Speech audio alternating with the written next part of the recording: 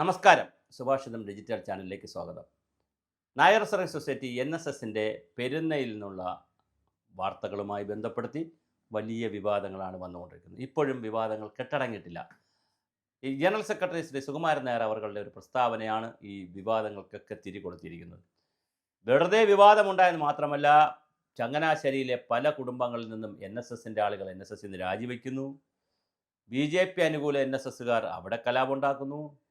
കോൺഗ്രസ് അനുകൂലമാണ് കൂടുതൽ NSSകാർ, അവർ അതിനകത്ത് കലാപം ഉണ്ടാക്കുന്നു. എന്തിനാണ് ഇങ്ങനെ പറഞ്ഞതെന്നുള്ള ഒരു കൺഫ്യൂഷൻ ക്രിയേറ്റ് ചെയ്യുന്നു. ഇതിനിടയിലാണ് NSSനെതിരെ പല കരയോഗങ്ങളും, NSSൻ്റെ ഔദ്യോഗിക വിഭാഗത്തിനെതിരെ പല കരയോഗങ്ങളിലും ബോർഡുകൾ വരുന്നു. സമസ്ത നായർ സമാജം വ്യക്തിപരമായ താല്പര്യങ്ങൾക്ക് വേണ്ടിയിട്ടാണ് NSSനെ ഇപ്പോൾ സുകുമാരൻ നായർ അവർ ഉപയോഗിക്കുന്നതെന്ന് പറഞ്ഞുകൊണ്ടുള്ള സമസ്ത കേരള നായർ സമാജത്തിൻ്റെ പ്രസ്താവന വന്നു. അങ്ങനെ വലിയ വിവാദത്തിലേക്ക് പോയിരിക്കുകയാണ്.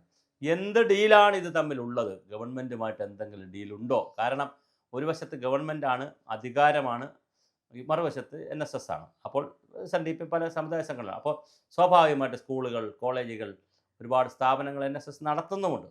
അപ്പോൾ ഇതിലൊക്കെ അനുബന്ധമായി എന്തെങ്കിലും ഡീലുകൾ ഗവൺമെൻറ്റുമായിട്ടുണ്ടോ എന്നുള്ള വാദവും വലിയ തോതിൽ കേരളത്തിൽ ചർച്ച വയ്ക്കുകയാണ്.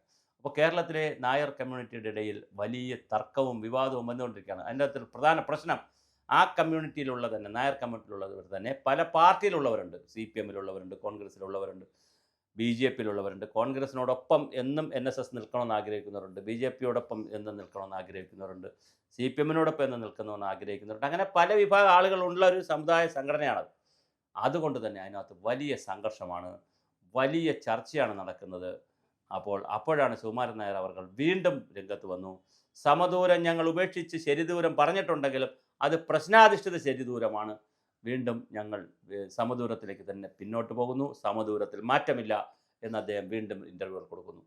എന്തായാലും വലിയ കലാപമാണ് NSSൽ ഇതുമായി ബന്ധപ്പെടുത്തി ഈ പ്രാദേശിക തലത്തിലും സംസ്ഥാന തലത്തിലും വിവിധ നായർ സമുദായങ്ങളുടെ സംഘടനാ തലത്തിലുമൊക്കെ നടന്നിരിക്കുന്നത്. ശരിക്കും രാഷ്ട്രീയത്തിൽ നിന്ന് വിട്ടു നിൽക്കുക, അല്ലെങ്കിൽ രാഷ്ട്രീയക്കാരോട് സമദൂരം പാലിക്കുക എന്നുള്ളതായിരുന്നു NSSൻ്റെ നിലപാട്.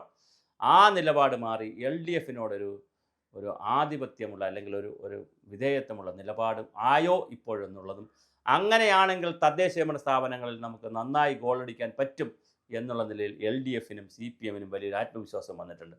അപ്പോൾ പഞ്ചായത്ത് തെരഞ്ഞെടുപ്പിന് തൊട്ട് മുമ്പേ ആണല്ലോ, തദ്ദേശഭരണ സ്ഥാപനങ്ങൾക്ക് തെരഞ്ഞെടുപ്പിന് തൊട്ട് മുമ്പേ ആണല്ലോ ഇങ്ങനൊരു വാദം വന്നത്, അല്ലെങ്കിൽ വിവാദം വന്നത്. അതുകൊണ്ടത് പഞ്ചായത്ത് തെരഞ്ഞെടുപ്പിന് നായർ കമ്മ്യൂണിറ്റിയുടെ വോട്ട് സീരിയസ് ആയിട്ട് LDFന് കിട്ടും എന്നൊരു വിലയിരുത്തൽ CPM നടത്തിയിട്ടുണ്ട്. അതുപോലെ SNDPയുടെ വോട്ടും കിട്ടും. അപ്പോൾ സ്വാഭാവികമായിട്ട് വിക്ടറി എന്നൊക്കെ പറയും പോലെ തൂത്തുവാരാം എന്നുള്ള, എല്ലാ സീറ്റും പിടിച്ചെടുക്കാം എന്നുള്ള നിലയിലേക്കുള്ള ഒരു ആത്മവിശ്വാസത്തിലേക്ക് LDF വന്നിട്ടുമുണ്ട്. എന്തായാലും തർക്കവും വിതർക്കങ്ങളും കുതർക്കങ്ങളും സംവാദവും വിവാദവുമൊക്കെ അതിൻ്റെ കൊടുമ്പിരിയിൽ തന്നെ പൊയ്ക്കൊണ്ടിരിക്കുമ്പോഴും കേരളം ശാന്തമാണ്. ജാതിമത സംഘടനകളും രാഷ്ട്രീയവുമായിട്ടുള്ള വിഹിതവും അവിഹിതവുമായ ബന്ധങ്ങളെക്കുറിച്ചുള്ള വലിയ ചർച്ചകളാണ് അകത്തളങ്ങളിൽ നടക്കുന്നത്.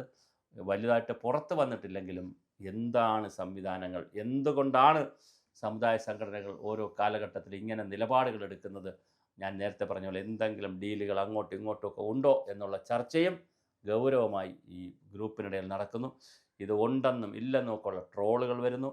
സോഷ്യൽ മീഡിയയിൽ വളരെ വലിയ തോതിലാണ് ഇതിനെ സംബന്ധിച്ച് അധിക്ഷേപിച്ചുകൊണ്ടും അനുകൂലിച്ചുകൊണ്ടും വാർത്തകൾ വന്നുകൊണ്ടിരിക്കുന്നത്.